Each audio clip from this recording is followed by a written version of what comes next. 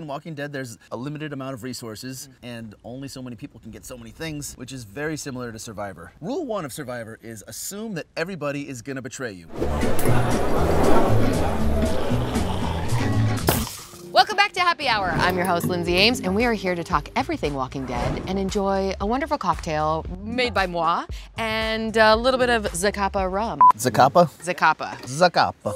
Zacapa. And this wonderful person beside me is none other than John Hennigan. Thank you for having me. Yeah, you're welcome. Oh, guys, keep it. Everyone's so good here. Thank you, we try.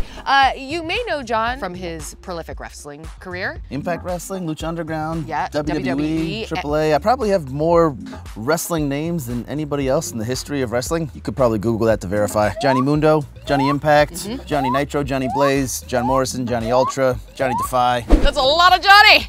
Johnny also is on Survivor. Season 37, the Mayor of Slamtown. Yeah, welcome. I'm so excited to have you here. I'm excited to be here. Great. So I called this the full alert because everybody in the series is on full alert. You gotta be, right? All times, right? Zombie apocalypse. Oh my God, walkers everywhere. Constant hypervigilance. Right, and I wanted something warm that would get you kind of like hot under the collar, like Negan and Maggie, you know, there's so much classing. Well put. Thank you. And then I wanted a little of sweetness. Is that what?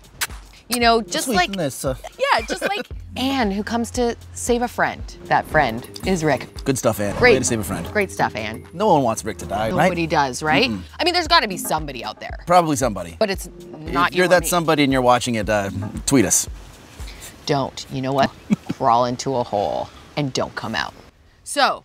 I'll sip to that. Sip to that. Ronnie. Ronnie.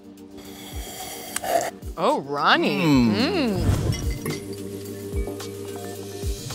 You know, we're faced in this episode with Maggie and Negan. And Maggie has a lot of vengeance for Negan. But Negan is the top heel. Yeah, he's no baby face, right? You know, she ends up, much to her own chagrin, deciding to spare him. So have you ever been in the position where it's like you're up against an opponent that you just like hate, and then you have to make a decision against your own better judgment? I don't know if you know much about pro wrestling, but the business is full of so frequently. So is online dating. That happens. I guess it's not a zombie apocalypse. It's the world of pro wrestling, so the stakes are a little bit different. Right. But it boils down to, was it Maggie against Negan, or is it really more Maggie against herself, right? Because, I make the analogy, if Maggie killed Negan, so to speak, by that I mean if I beat the crap out of someone that I really felt like beating the crap out of, what does that prove? You know? Yeah. In a sense, it almost means that that short little won. Right, And, because he got the better of you and right. your own character. Exactly. It's what I think divides professionals and divides humans sometimes in the context of Maggie versus Negan from people that have abandoned their humanity. Absolutely. And that's thinking about who you are and what your values are. Is it a stronger choice for her to remain true to her values as a human and not kill Negan, even though that might be what's best for everybody? Right. And it would certainly be pretty sweet. Yeah, and it's what he deserves. Yeah. When you're true to yourself and your values, it's easier to live with yourself later. You like, sacrifice that yeah. feel-good moment, but it's just a moment. Right. For when you reflect later thinking like, that was a hard decision, but I decided did the correctly. right thing. Yeah. Guess we'll see if it works for Maggie Yeah, or not. We don't know yet. You know, I was also thinking in the show, there's so much betrayal and there's people constantly betraying each other, but they all have to live with each other, and once they're betrayed, that doesn't mean that they're necessarily not living in the same spaces or having to rely on each other. And I feel like that's really similar to Survivor. Oh man, so don't get me started on Survivor betrayal. I have to. Man, like rule 1 of Survivor is assume that everybody is gonna betray you.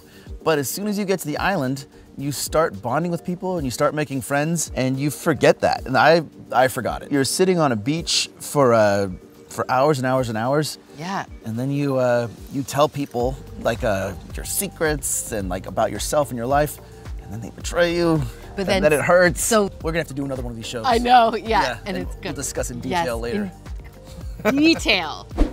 Well, guys, we've come to that time. It's time to leave us. But read the comics and watch the show and make this wonderful full alert drink with Ron Zacapa Rum. Zacapa. Zacapa!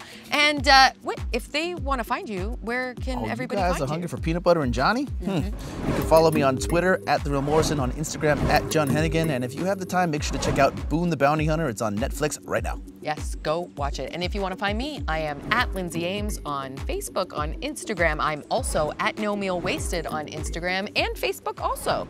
That's about it, guys. So those are our handles. Those are our handles. Handles up. Can you handle it? That was awful. That was a nightmare. That was so bad it might be good. I don't know. Yeah. Zacapa. Zacapa. Zacapa.